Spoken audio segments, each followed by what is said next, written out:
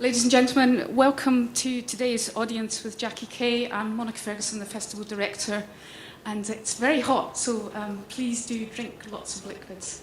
We are trying to keep it as cool as possible for you. As we put together this third edition of IF, the International Festival for Milton Keynes, I was keen to explore some literary connections in the festival for the first time. It's not something that we've done before. And an opportunity presented itself to bring the mechanical sand writer Schrijf by Dutch artist Guys van Boom to Milton Keynes. It's a little robot. I hope you've seen it maybe outside today. And it moves along the highways and byways and leaves a stream of phrases etched in sand. And we thought it would be a lovely way to animate the city centre and really get that sense that a festival, something unexpected was happening, and to create a sense of intrigue and mystery. And we were thinking about who we should get to do this, and I couldn't really think of anyone better than Jackie Kay, for a number of reasons. Jackie's a hugely celebrated writer and poet. She's won many accolades for her poetry, her fiction, her non-fiction writing, and is regular on TV and radio. She's also Professor of Creative Writing at Newcastle University and was awarded an MBE for services to literature in 2006. Her first book of poetry, the partially autobiographical The Adoption Papers, was published in 1991 and won the Saltire Society Scottish First Book Award. Her other awards include the 1994 Somerset Maugham Award for Other Lovers and the Guardian First Book Award Fiction Prize for Trumpet, which is based on the life of an American jazz musician, Billy Tipton, born Dorothy Tipton, who lived as a man for the last 50 years of his life. Very interesting connection for Russ the Stables, who organises this festival, with that music connection there. And in 2010, which was our first festival, she published The Red Dust Road, which was a memoir that recounts her search for her biological parents, that finds them both in Nigeria and Milton Keynes. I was struck by Jackie's very personal connection, therefore, to Milton Keynes, and as she uncovered it to be the home of her birth mother. She's also Scottish, which is quite interesting, given that we are both Scottish. You might not have noticed. And there's a theme running throughout the festival this year, which explores what divides us and what unites us. And given that the Scottish referendum for independence is about to take place shortly, for two Scottish people living in England, that's quite an interesting little question mark that we have. Ultimately, though, our choice for Jackie was about the quality of her writing. She makes astonishing visual imagery, and she conjures up with her writing. And she also has an ability to make you laugh and cry within seconds, so be warned, get the tissues out. Her ability to connect with people in a very real and special way, in just a few words, is extraordinary. So I was thrilled when we spoke on the phone for the first time about the commission, and to discover her enthusiasm for the project and her passion for robots. For those of you who've encountered Schrijf around Milton Keynes, you will have a glimpse of Equinox, which is the poem that Jackie has written for the festival.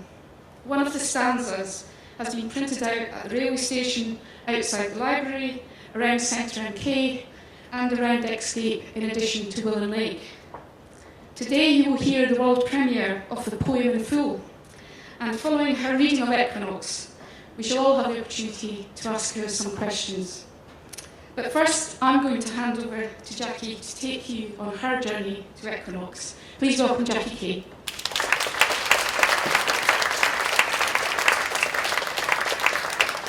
Thank you. Thank you very much, Monica, for that lovely introduction. It was nice that it was so fulsome. Gave me a wee chance to get a breather.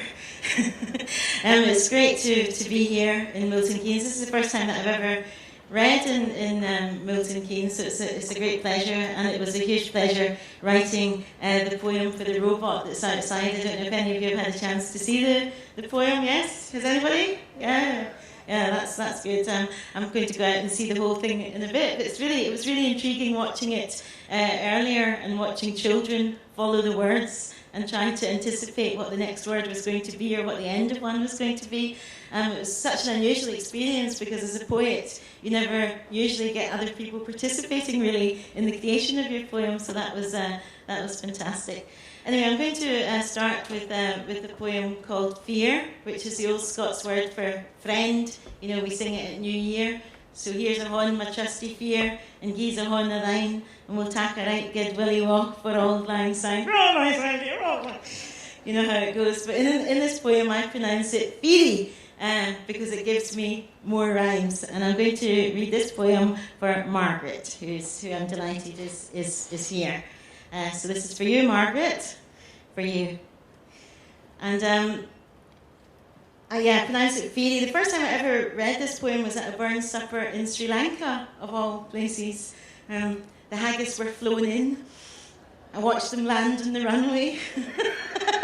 It'd make a fantastic wee children's cartoon, don't you think? And there was 2 women at this burn supper in Sri Lanka that had been friends from when they were 3 years old, and by now they were 88. And this is a poem that celebrates really lifelong friendship, Feary. And there might be words in this poem that you don't understand, but that's life.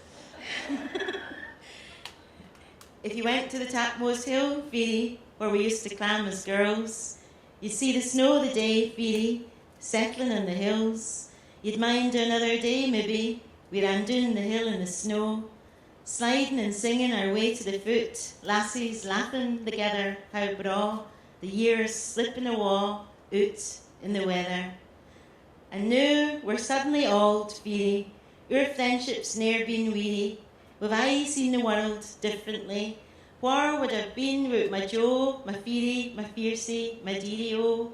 Our hair, it micht be silver now, our walk a wee bit doddery, but we've had a whirl and a blast, girl, through the cold last winter, through spring, summer. O'er a lifetime, my Feary, my bonny lassie, I'd defend you, me, blithe and blatter. Here we gang down the hill, nae matter, past the bracken, bonny braes, barley, out by the roaring sea, still having a blether. We who love sincerely, we who love sae fiercely, the snow ne'er looks sae barry, nor the winter trees sae pretty. Come on, my dearie, tak my hand, my Feary.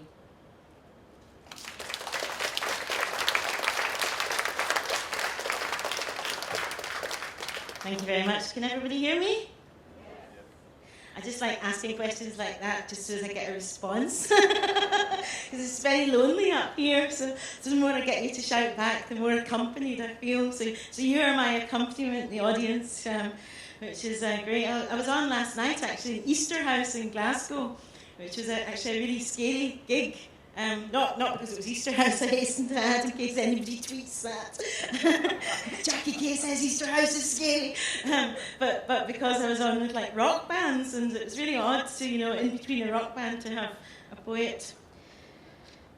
I'm going to read you a little bit from the book that Monica kindly talked about in that introduction, and this is from Red Dust Road. I found and I met my birth father in 2002, and so this little extract that I'm going to read is from that very first meeting. I found him actually really surprisingly easily. I put his name into Google, and up popped Pop.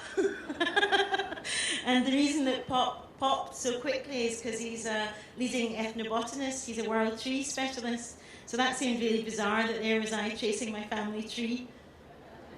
Just testing your aptitude in these things. A few of you passed. But it is a hot day. So this is from the first meeting in Nikon Hilton Hotel, Abuja. Jonathan is suddenly there in the hotel corridor leading to the swimming pool area. He's sitting on a white plastic chair in a sad cafe. There's a small counter with a coffee machine and some depressed-looking buns. He's dressed all in white, a long white African dress, very ornately embroidered like lace, and white trousers. He's wearing black shoes. He's wired up. My heart is racing. Jonathan, I say? Yes, he says, standing and turning slowly to meet me. I hadn't meant to meet him here. I'd been sitting in the swimming pool area at a nice table by the bar, waiting for 2 hours, looking up at every elderly man coming through the opening in the wall. It's a strange thing looking at one black man after another, wondering if he's your father. It seemed this morning that everyone was.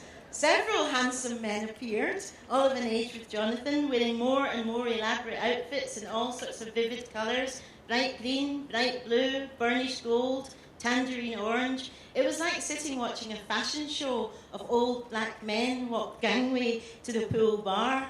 Each one made some kind of entrance, it seemed, because each one could have been my father. I wasn't sure that the staff at the hotel reception would definitely pass on my message and send him to the pool bar, so I kept going back to check. Jonathan had said he would arrive sometime in the afternoon. Everyone told me that the afternoon in Nigeria could be anything between noon and 5 p.m. I went to the reception and asked if anybody had called for me. No, nobody, they said. Then I went to my room to check again by phoning the hotel operator. Yes, she said, somebody just called for you. When? About 3 minutes ago. I tore along the corridor. Downstairs, I saw the man in white sitting in the odd little cafe. Can we go straight away to your hotel room? He asked me. Can we go to my room? Yes. I would like to go to your room. Now. He looks down at his black shoes and clasps his hands. He's carrying a plastic bag, a white plastic bag. When I met my birth mother, she was also holding a plastic bag.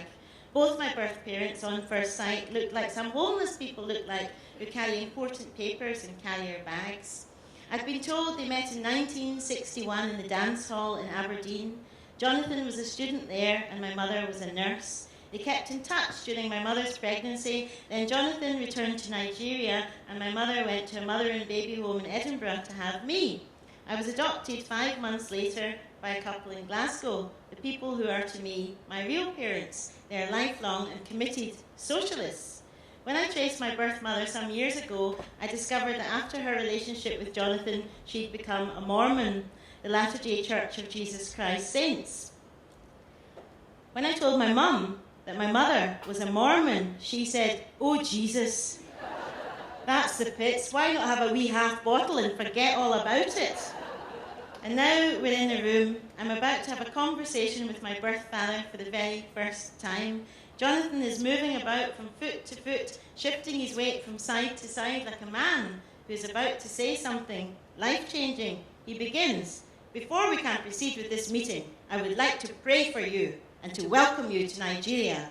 I feel alarmed. Extreme religion scares the hell out of me. It seems to me like a kind of madness. But it's obvious that Jonathan won't be able to talk at all if I try and skip the sermon. So I say, "Okay then," and he says, "Sit, please," and I sit. He plucks the Bible from the carrier bag, and he immediately starts whirling and twirling around the blue hotel room, clapping his hands above his head and below his waist, pointing his face up to the ceiling, then down to the floor, singing, "Oh God Almighty, oh God Almighty, oh God Almighty. We welcome Jackie Kay to Nigeria. Thank you, God Almighty, for bringing her here safely. She has crossed the waters. She has landed on African soil for the very first time. Oh, God Almighty!"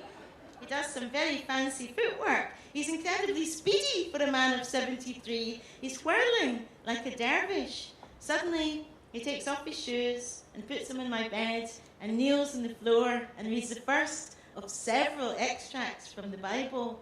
He seems to half read and half recite them. As he recites, he looks at me directly. An odd look, quite charming, slightly actorish. The sermon for him is a kind of performance. His whole body gets thrown into it. God has given you this talent. You are a writer. You have written books. God, you have been blessed. God already knows about you. Don't think for a second that God has not been waiting for you. Now, all you must do is receive Christ and your talent will become even bigger. Amen. From this moment on, you are protected. God protects the talented. Amen. You can walk through fire. You won't get burnt. You can swim in dangerous waters. You won't drown. Don't even bother with your hotel safe. God is looking out for you. I shift uneasily in my hotel seat. Christ almighty, my father is barking mad. He spins and dances and sings some more, singing in the most god-awful flat voice, really off-key. The singing sounds like a mixture of African chanting and hymns. It's a shock. Despite the fact that he can't sing, his performance is captivating. I watch his bare feet dance around the room and recognise my own toes. He looks over directly into my eyes to see if I can be persuaded. I can see in your eyes that you're not yet able to put your full trust in God, and yet you know that would make me happy. At every reading you do, think of the people you could convert. I think of the 12 people at a poetry reading in Milton Keynes Central Library on a rainy Thursday night. Think of the people you could bring to the Lord if you get ready to receive Christ. I try and look as non-committal as possible. I start to think I should try and get this to stop. He senses me thinking this and says, just one more extract from the Bible. I've prayed to God you would be attentive, and you are being attentive. I've prayed to God you would be patient, and you are being patient. He wants me to be cleansed of his past sin. If animal blood can cleanse sins under the old law, how much more can the blood of Jesus Christ cleanse us and prepare us for glory? I realise with a fresh horror that Jonathan is seeing me as a sin, me as impure, me, the bastard, illegitimate. I'm sitting here, evidence of his sinful past, but I'm the sinner, the live embodiment of his sin. He's moved on now, he's a man of glory and of God. But I'm sitting here in this hotel room chair, little better than a whore in his eyes, dirty and unchanged, the living proof of sin. Christianity has taken away his African culture and given him this. I'm thinking about colonialism and missionaries and not properly listening. I've zoned out now, drugged by his voice. I go in and out of consciousness like somebody who's very ill. I can't see properly. Pages of the Bible are flying around the room like hummingbirds. I'm desperate for a drink. My glass of wine is sitting on the table in front of me, but it seems disrespectful to drink alcohol in the middle of my own personal service. Thank you for your patience, Jonathan says again, after another half an hour facing up to eternity. The tears are pouring down my face. They won't stop. It's a flood. It's self-pity. Jonathan is delighted to see them. He thinks maybe I'm ready to receive Christ. He thinks I'm moved by his sermon. I am moved. My cheeks are soaking wet. I wipe them with my bare hands as Jonathan's voice goes deep and he lifts his hands into the air and he claps and he spins like a windmill. I think, maybe it's nearly over. Dear God, I'll believe in you if only this will stop.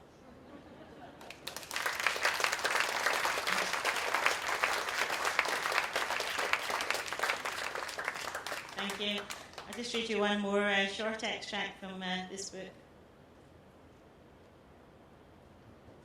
And the book goes in and out of the past and the present, kind of slap bang up against each other, because it seems to me that that's the way that memory works. One thing will suddenly remind you of another, and yet they might be years and years apart. So I kind of structured the book to give the reader that sense. So this is 1969.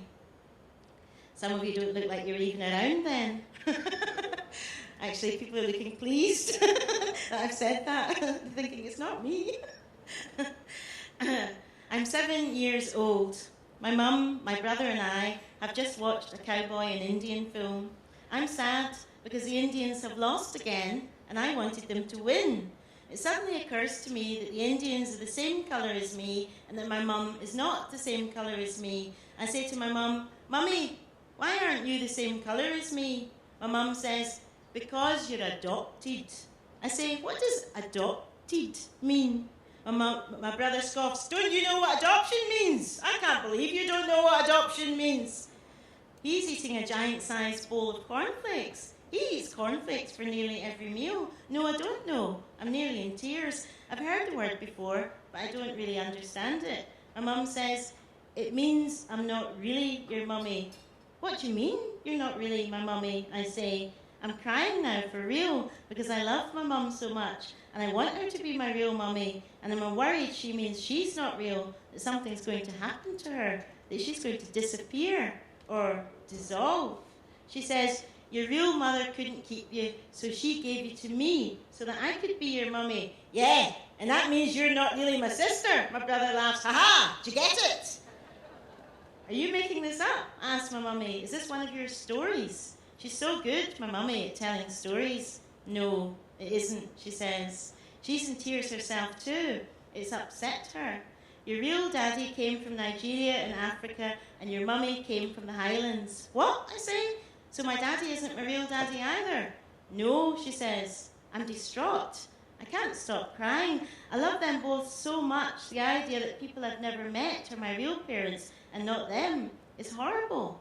How long have you known about this? I asked my brother, furious with him for some reason, because he's laughing and he finds the whole thing very funny. I've known for ages. I can't remember not knowing, so it's good, isn't it? You're not my real sister. Ha ha! My mum goes out of the room and comes back and wipes her face in a tea towel. She says, but your dad and I love you more than all the tea in China, more than all the waves in the ocean, and we'll love you till all the seas run dry. And you're special. You were chosen. Other people had to take what they got.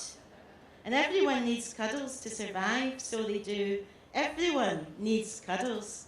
Come here and let your mummy give you a great big cuddle.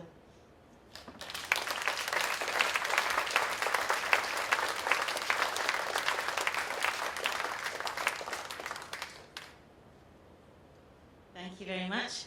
I went to Romania when I was 11, 12, 13 on these trips that were called Scottish Trade Unionist trips to Romania, which was very, very funny. 80 Scottish trade unionists on the beach, all wearing similar trunks. It was enough to turn me into a lesbian. And it did. So this poem is called Dracula. It's a true poem. After we'd climbed many roads from Euphoria North by bus past Bucharest, the capital of Romania, I was dog-tired. We went to a mountain room of pine, and I searched the cupboards before I fell asleep. That night I heard this weird flapping at the window and woke up scared to death. There in the veranda was a figure in black, casting no shadow. My hand instinctively flew to my neck. Count Dracula was born here. The cotton sheets were soaking with my sweat. I could see his eyes flashing as he bent down. Imagine two small, sinister holes in my skin. If only we'd stayed in Euphoria North, playing ping-pong till kingdom come.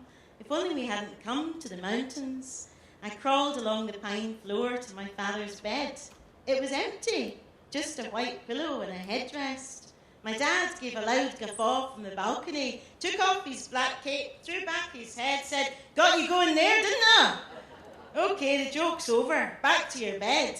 Can you believe that? All I'm asking is, who needs an imagination, a fear, or a dread when what we've got is parents instead?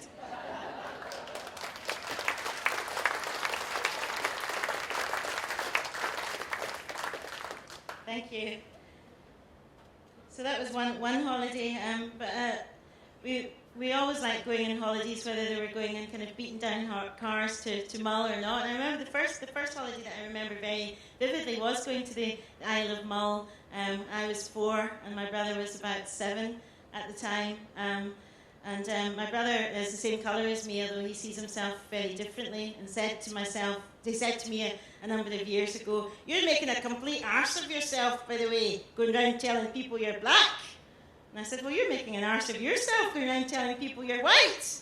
He said, I'm not telling people I'm white. And I said, well, what colour are you saying you are then? And he paused for a minute and went, fawn? Is it because I is fawn? Anyway, we got to Mull and we got off the ferry, and the local people all gathered around us, and they said to my mum, do they have the English? And my mum said, oh, aye, they have the English all right. And then she said, bloody cheek, most of them don't have the English, because most of them spoke Gaelic. Every family holiday we went on, my dad would drive either the green Morris van or the white and grey Triumph Herald or the blue Volkswagen Beetle. We always got beaten down second-hand cars that lasted a couple of years. Whether we drove down to Devon or Campbelltown, or up to Lochalinver or Torridon, my dad would keep us entertained. Maxie or I would shout out a word, and my dad would sing a song with that word in it. No matter how complicated the word, he always found a song. Once I shouted, motor car, thinking he'd never find a song with motor car in it, but he burst into singing Johnson's Motor Car. The soundtrack to our holidays was my dad singing and my mum joining in. We've sung our way all over Scotland. I remember shouting out, roads, on the way to Avielochan, driving my favourite of the second-hand cars, the lovely Austin Cambridge, and my dad sang The Road to Dundee. Cold winter was howling, o'er moor and o'er mountain, and wild was the surge of the dark rolling sea, when I met about daybreak a bonny young lassie who asked me the road and the miles to Dundee. And sometimes he'd think of more than one song with that word in it, so he'd go straight into, it's 2:45, there's no one in the place except you and me, so give me one for my baby and one more for the road. And when we shouted, encyclopedia, he sang, oh Lydia, the encyclopedia, the Queen of Tattoo, an old Marx Brothers song. And when we shouted, oil can, he sang, oh, the sun shines bright in my oiled Kentucky home, to fits of laughter.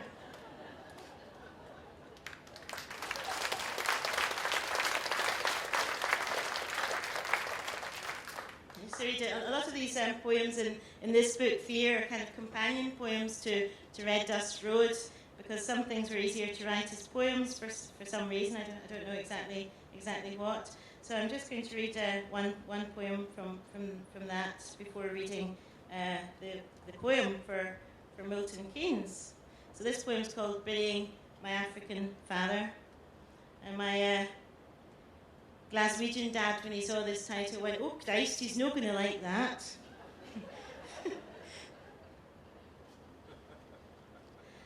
But it was interesting going to Nigeria, because my birth father said that he didn't want to tell me of the ancestral village where it was or anything about his children. He said I had to be kept a secret. He said, if people were to know about you, they would lose their faith in God.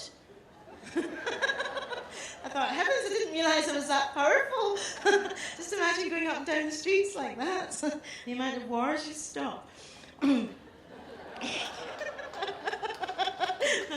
I just thought that up. Wasn't that good for a hot day?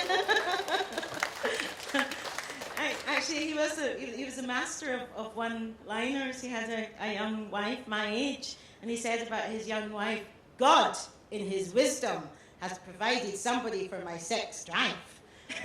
I thought at the time, goodness, I wish God would do the same thing for mine.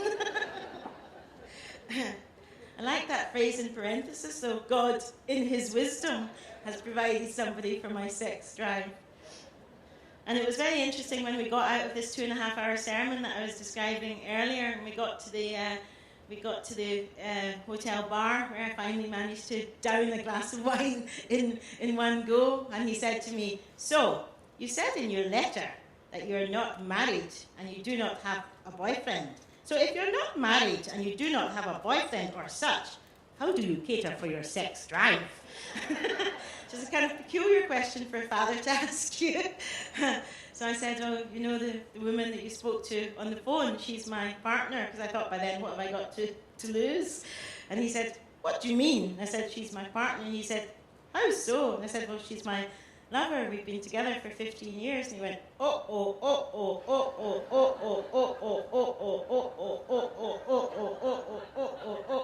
you mean you're a lesbian? He credited the word three syllables. And I said, yes, that's right. And he went, okay. I have often wondered about this. Which one of you is the man? That was very shocking. Anyway, so I'll go straight to this poem. I won't tell you the rest of that. You have to buy the book. It's a bit much for Milton Keynes in the middle of the afternoon. I know you're fanning yourself just because you're hot. Me too. Burying my African father. So I finally did find this ancestral village without any help. It's a bit like being a private investigator in your own life. Now that I've walked all the way down the red dust road and into Nzaka, and seen the lizards and geckos and goats and all God's creatures, and walked beside the elephant grasses, the plantain, banana and cassava, through the gate of your compound, past the sign that read Barbing Saloon here, and held the tiny 2-week-old baby of your second cousin, and said, Odima, to her shy, Kedu, and stood outside your house and peered through the shutters, and in the hotel room I remembered you well, spinning and praying, years ago in Abuja, when you told me you wouldn't reveal the names of your sons or your daughter. Now that I've finally arrived, without you, to the home of the ancestors, I can bid you farewell, adieu, for I must, with my own black pen instead of a spade, ashes to ashes and dust to dust, and years before you're actually dead, bury you right here in my head. Thank you.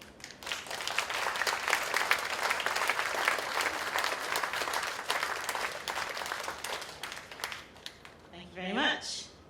You're a very nice audience. So I'm actually going to read one other poem before I read Equinox. And this poem is called is a Maw Bruin poem. Does anyone know of the Bruins here? Yes, quite a lot of people know of the Bruins. Well, the Bruins are a Scottish cartoon strip. Used to appear in the Sunday Post, for those of you that didn't say yes. And Maw Bruin herself was quite a fun character to play around with because she's very dogmatic and pragmatic and wears a pinny, an apron, and has her hair in a bun. So writing Maw Bruin's vagina monologues was great fun. or Maw Bruin meets Gordon Bruin, which I had to update to Maw Bruin meets Cameroon and Osbruin. But this one is called Maw Bruin Goes for Colonic Irrigation.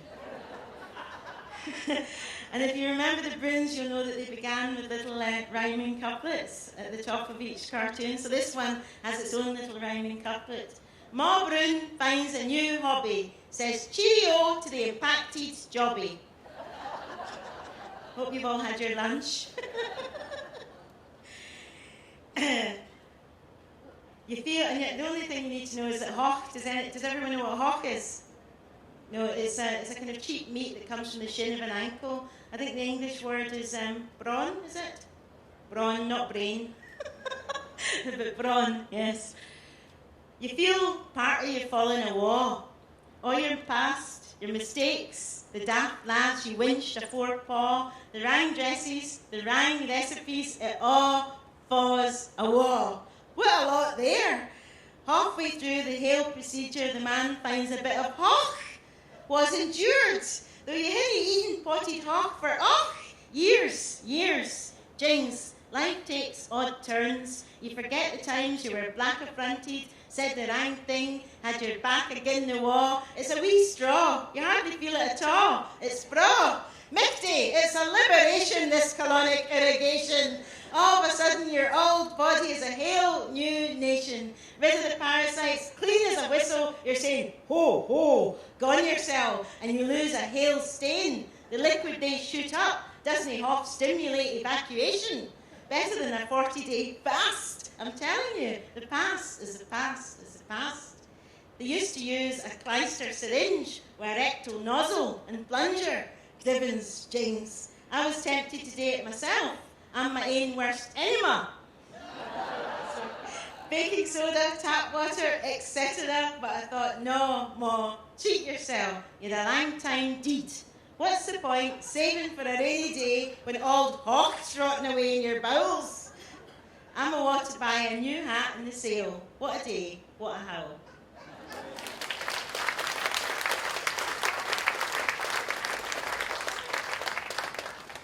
Thank you. Now I'm going to read this new poem that I especially wrote for for Milton Keynes without further ado. And this is this poem's very first outing. I liked how Monica said world premiere, that sounded quite grand. The poem's all exciting, you see. The poem's excited about the idea of it being a world premiere. You see these little pages flapping with nervous anxiety. So, Equinox. As soon as I speak, I forget what I say. The sun is at one of two opposite points. I came from the north to paradise another day. The palm trees might shoot through the roof on the gold oak walk. I hunt for truth. In the long run, we're all dead, he said. I'm older already than this new city. Life can be hard, and then again, I have a feeling for the magic of things, the roundabouts and straight lines. Nothing is quite what it seems. Under the roads are trees, so much green. Under the beautiful bypass is a big blue lake. I wanted to write a poem. Poems don't make mistakes. The moon is a biscuit in the sky, I might say. I'm only half real. My memory is failing me. As soon as I speak, I forget what I say. Have you danced the red ways, beginning to end, or seen the sun set at the equinox in the night dream mirror, the railway? This place loves a paradox. Everything is twinned. And yet, everything is simple, really. You don't have to choose between a circle and a straight line. You can have blue and green. The mind is its own place, he said. What hath night to do with sleep, he said. Get out of bed, watch the sun rising. Isn't the bird's song better in Milton Keynes? Where nothing is what it seems. There are two sides to every story, the parks and the motorways, the squares and circles of Milton Keynes, where sacred is secular and secular is sacred, and the redways are the highways and byways, and your morning wakes from your nighttime dreams, and every single day you find a free fall, a new way. I'm writing in the sand, most magic my hands. I seem mechanical, and my poem is my own. As soon as I speak, I forget what I say. There are wise words we forget just as easily. It's always better to praise than to insult. You would agree with me, surely. Sort out your quarrel before the sun sinks. Never rise in an argument for the love of somebody. Every time I speak, I surprise myself when people seem to follow what I say. So when I say, the moon is a biscuit in the sky, or I love you exactly as you are, people are surprised. I have feelings. I can cry. I see things differently. My world is jagged poetry. A poem can make its own grammar, like a city can create its own ethos. We needn't be so easily led, lifted and fetched. As soon as I speak, I forget what was said. Milton Keynes, Stony Stratford and Bletchley, secret codes, grids, the forest city, sexy. MK brings smiles to the faces of friends of Gilberts and Georgies. Find your way here, and I promise, follow the grid grass roads, pass under the underpasses into your new startling life, where the sun's disk rises at the end of Midsummer Boulevard, and everything you think twice, when the day is as long as the night, and everything you held dear, love most, is safely tucked tight. You won't get lost. Then slowly head to the railway station, the journey's end of the sun.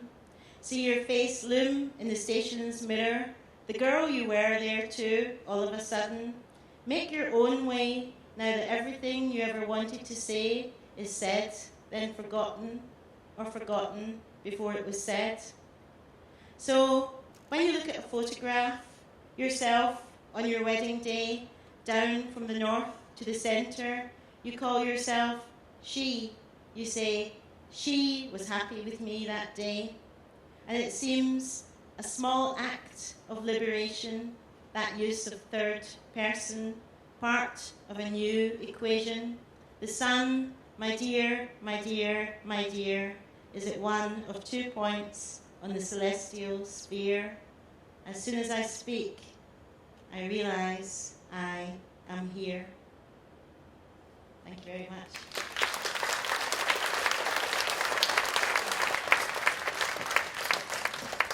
I'd just like to say, not only did she produce this fantastic poem, but she delivered it exactly on time, which is amazing. Because one of all the fear factors of being a festival director is people delivering in time. Jackie was absolutely bang on the mark, so it's just wonderful. Thank you, Jackie.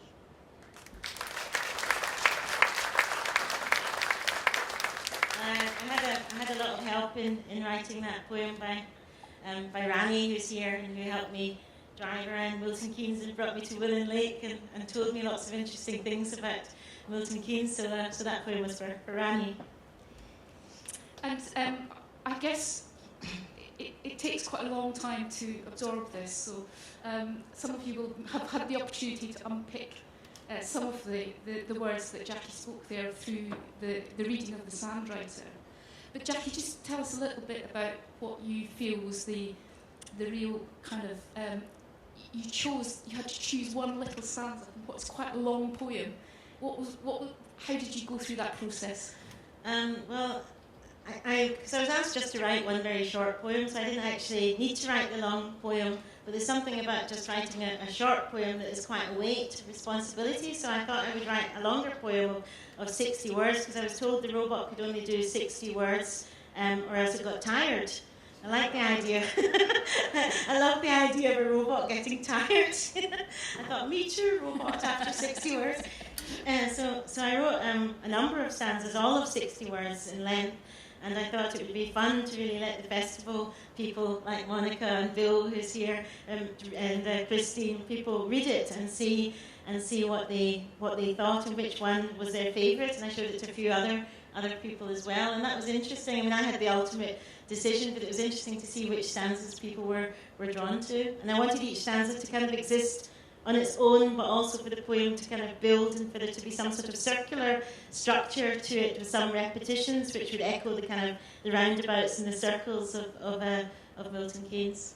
I know when we spoke about it, I said, well, there's a number of journeys. If we could do 3, you could actually take a journey. The robot could take a journey, or you could take a more personal journey, or you could take a physical journey. And but we only had the room for the one. But I was particularly pleased that you picked up on the one that you did, because it had huge resonance as well with the festival themes. So thank you for that. Thank you. It was a pleasure, because I've never been asked to write a poem for a robot before, and I expect I never will be asked again, so it's a kind of once-in-a-lifetime opportunity, and it feels like you should kind of make the most of things, you know. I mean, it's interesting, because one of the things that I said to you was that it felt to me like you'd almost given the robot a voice, and particularly when you said, I have feelings and I can cry, that sense that actually you were bringing the mechanical instrument to life, and that used to give you some sort of sense of freedom in a way. Yeah, it did. I mean, I always loved robots. You know, when I was a kid, I liked the idea that they seemed to come from somewhere else, and they seemed to be half real if you wanted to invest them with any kind of sense of reality, and also partly made up. But they were partly foreign robots, and I like that mix that we give to them. And now, of course, robots in our time are getting more and more sophisticated, where you can ask your phone a question, and the phone will answer. You know, my partner forgot what I was doing and said to her phone, "Where is Jackie Kay today?" And her phone told her. A spoken voice came on the phone and told her, which is just kind of incredible that what technology can do and what robots can do. So that robot out there laying the poem in sand seems to me an incredible mix of the creative and artistic with the technological and with science. And so I like those kind of strange juxtapositions. And you came to Milton Keynes again after we'd commissioned you to spend some time doing that research and stuff. I'm intrigued where the word sexy came from. The forest city, sexy. I've never heard Milton Keynes described as sexy before. I read somewhere that Gilbert and George described the city as sexy, so I thought that was quite fun. That's why I had to get the line about Gilbert and George used the face of their friends in, because yes, they actually said that about Milton Keynes. So, but I think it's interesting because I come from Glasgow, and Glasgow is another city that has been much maligned. And so I have sympathy for Milton Keynes because it is one of these places that people sort of regard, or some people can regard as a joke. And that's actually changing. I think that image is completely changing. So as people are kind of now getting to see that Milton Keynes is actually ahead of its time, and that there's more green space and more more quality of life, and that the roads were built to avoid knocking down trees, and that there's more parkways and redways and all of that image of Milton Keynes as being as doing something like this festival, for instance, is starting to change the image. But I do have sympathy with places and people that have bad reputations. I get drawn to people that kind of are seen on the outside of things. We've got a real 10-minute opportunity. If anyone from the floor would like to ask Jackie a question, we've got a roving microphone going around. Is there anyone with a burning question?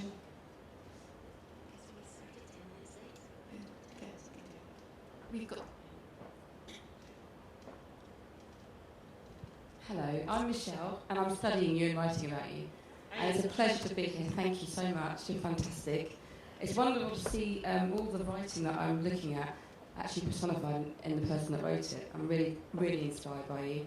I'm also mixed race, dual heritage, whatever you call us. And I just wanted to ask you, in your literature, I'm studying whether or not the protagonists in literature who are mixed race, if their identities are also mirrored in society. In Bedford, I'm in the road, I'm not a Milton Keynes girl, I'm a Bedford girl. But I wondered what you thought about that. Do you think that your literature does reflect the cultural identity of mixed race people in this country? Well, that's a big question, Michelle. Sorry. That's a big question on a hot day. I don't think that I would say that my work represents all of mixed race people in this country, because it's a wide range of people. But I do certainly like creating characters of dual heritage, or however you want to describe it. It's interesting that there's never a word that anybody feels comfortable with, so we have to say about 10, you know.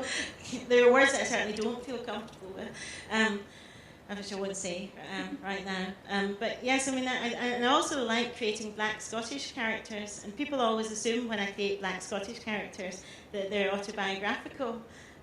Which kind of is annoying, because, you know, if Ian McEwan creates a white English character, they won't assume that they're autobiographical, but as soon as I create a black Scottish character, they'll assume that it's just going to be me. But I do that because I really want to put characters like that on the literary map, because it seems that the literary map has people missing from it in terms of characters, and there are people that just escape just about everybody's radar, and so I like to try and find characters that are underneath the radar, and whether they be old people in old people's homes, or whether they be a different kind of Scottish grandmother, or whether they be a black Scottish person, or a person that's from London and also from Barbados, then that seems to me part of the joy of trying to invent characters that are fresh to people and yet also resonate with people, because people will often come up to me like you have done and say, you know, thank you for creating that person, because I couldn't find myself in the books that I read. I was nowhere, and so I like us to be somewhere. I found exactly that. I felt I was invisible. And when I read your stories, I felt like I found myself. So thank you. Well, thank you. Thank you. Thank you. Anyone else? Yeah, done. Nothing as profound as the last question, I'm afraid. I just wondered which poets had inspired you in the past, whether people like, you know, Philip Larkin, or which poets you admired as you were growing up. Yeah, I did admire Philip Larkin when I grew up. I used to read him over and over, actually, because I found that mix of being seemingly confessional, seemingly honest about quite depressing things. You know, the poem about his bedroom being a mess, I used to read again and again. But I liked Robert Burns a lot, and I liked reading the old Scottish poets. And I also used to get taken to poetry readings, poetry and pint nights they were called, at the Highland Institute in Sucky Hall Street in Glasgow, which I must add was more pints than poetry. but I used to really like going to nights like that, where I would hear sort of Tom Leonard and Liz Lochhead, and I realised that you could actually write in your own speaking voice, that you didn't have to pretend to write in a poetry voice. Although I remember when my son was 4 and his school asked me to come and do a reading And I asked him if he minded first, and he said, "Yes, Mum, as long as you don't wear silk and you don't speak in your poetry voice." I thought it was a great guide to reading in the Tottenham Comprehensive. Don't wear silk and don't speak in your poetry voice. But yes, I read a wide range, and I always have done, a wide range of poets. You know, Pablo Neruda, Wole Soyinka, Robert Burns, Hugh McDermott, and then a lot of Black American poets I really like Audre Lorde and Nicky Giovanni, Alice Walker, Langston Hughes. So I just really like reading as widely as possible, because it seems to me that your job as a writer is to read as much as you possibly can. That reading, if you toss a coin up, on one side you get writing, and on the other side you get reading. So the point of my life really is to read as much as it is to write. Thank you. That's one of the other things that I really like about Jackie, is she reads with such musicality when you read, and it's sort of it's not just dramatic. There's a musicality about it, and for me, listening to you read is as lovely as reading the words themselves. Thank you. God, I'm getting complimented here. That's really lovely. Thank you. I think I try and compensate for not being able to sing. I'm putting as much music into my speaking voice as I can possibly manage. I think there was somebody else out there. Yes. Yes, sorry, this is a little bit more of a mundane question, but what's actually your link to Milton Keynes? Because it is a fabulous place, and you know we all love it. Those of us who live here, and just wondered what your personal link is. Well, my birth mother came to Milton Keynes a number of years ago, and so when I first met her, it was here in Milton Keynes. Since I've been coming to Milton Keynes over the years, a lot to visit her. So I have a very personal connection. And in Red Dust Road, there's a chapter called Milton Keynes, which Monica read, and that was why they invited me to write the poem, because they knew already that I had a personal connection to Milton Keynes, and I'd been coming over the years, back and forth. That wasn't mundane at all. We also promised Jackie to get more than the 12 readers in the Milton Keynes Library that she was previously exposed to. So I'm very glad to see you all here today. But further than that, the kind of extent of the audiences that the poem is getting out on the streets of Milton Keynes, I think we'll be into several thousands by now. So I think we've well and truly beaten that figure. Down here? I expect that quite a few of us here heard you on Woman's Hour earlier this week. And there you were reading with a musical accompaniment, with a piano accompaniment, and I believe that you're going to be having an even larger musical accompaniment in Manchester and in Glasgow. I wondered, because your poems are very musical and they've got a very distinct rhythm to them, I wondered if you had found out yet what difference it makes having not so much a musical accompaniment, but the music counterbalancing what you're reading. And is it different? Is it very different? And which do you actually prefer? Yeah. Well, thank you for that. I think that, I don't know how many people did hear Women's Hour. Did anyone else hear it? A couple, yes, quite a few people.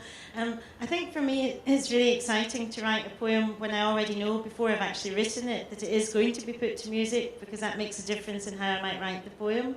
So I wrote the poem with a different kind of rhythm and with different repetitions, because I knew it was going to be put to music. So it already kind of influenced even just the writing of the poem. I have worked with musicians before at festivals, you know, in Canada and in Beijing and places like that. And I always find it a challenge to read poems with musicians. I mean, because it's taking me really out of my comfort zone, and you don't know exactly what to do to look cool.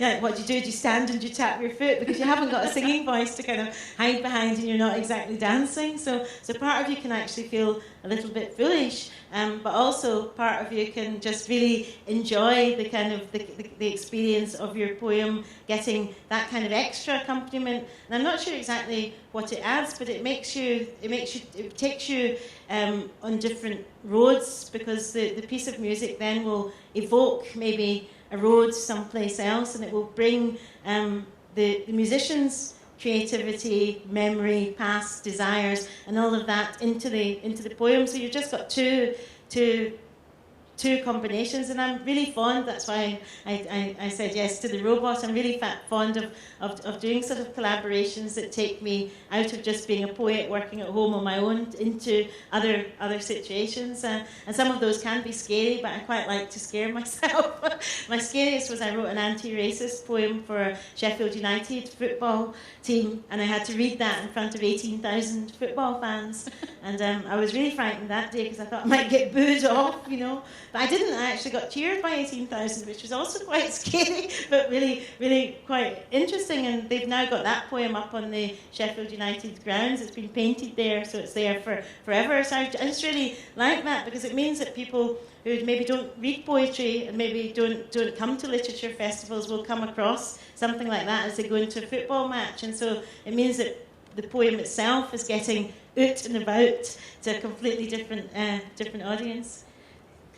I might read that poem actually at the very end. Yes. You've also done the Marbury monologues, and the musical version of I saw in Glasgow. Kind of it was last year, I think. Yeah. Yes. And those I did actually write as songs. So I wrote them. I've written quite a few songs for different musicians, for like classical musicians like Mark Anthony Turnage. I wrote a series of songs called Twice Through the Heart. And then I've written some songs for jazz musicians, so I like that too, because there is different writing a song from writing a poem, and it's just really exciting to have your work put to music. What's the difference? What's the nugget of? Yeah, it's difficult to pin it down. I suppose you can't fill a song up with too many complicated words, so there's got to be a lot of breath in it and a lot of space. And so, and also the rhythm's got to be different, and syllabically the stresses have got to be able to be sung. So you have to arrange the syllabic stresses so as they can actually be sung. So it's just all sorts of different things like that. You might rhyme more, and yeah. And also I like kind of trying to borrow from other songwriters that I love for trying to. Do you want to read that poem? Yes.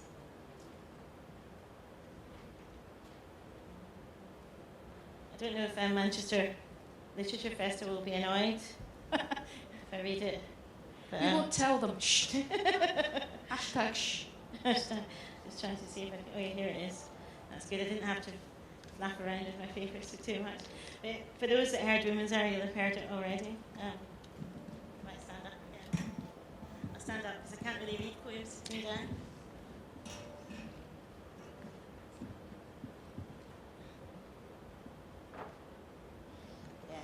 Can you hear me?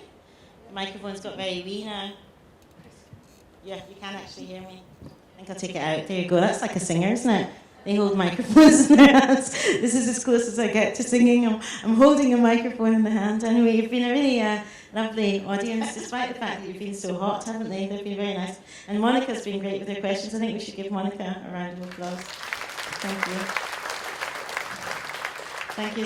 So this is called The Imaginary Road, and it really kind of takes off where Red Dust Road finishes. I was thinking about all of the different roads in our lives when I wrote this. And when I perform it on Tuesday, I'll be with a 7-piece band. So this is just me. So sorry I haven't got the band with me, guys. The Imaginary Road. If you can picture yourself on the road, the one that exists in your mind, if you can walk those steps again, you'll be surprised at what you find. The road that was in your head has already found you walking. When you looked up ahead, it was your footsteps waiting. Then you heard the song of the road under the dirt and the dust, heard the song of the Delta Blue, and found a song you already knew. You were humming it. It went like this. There are roads there in the beginning, roads that take us to the end, roads that we can't help loving, the dips, turns and bends. Whether it is gravel or old stone, a dust track, dirt or blues, your life travels the roads, the familiar and the strange. There's something about you now, small figure walking the track, growing into the distance, avoiding the dips and the cracks, trying not to look back. The road that was in your head, the road that was in your head is already up ahead. The road that was your friend will be waiting in the end. It will hold out a helping hand as you draw your line in the sand. Thank you. Thank you very much. Jackie Kay.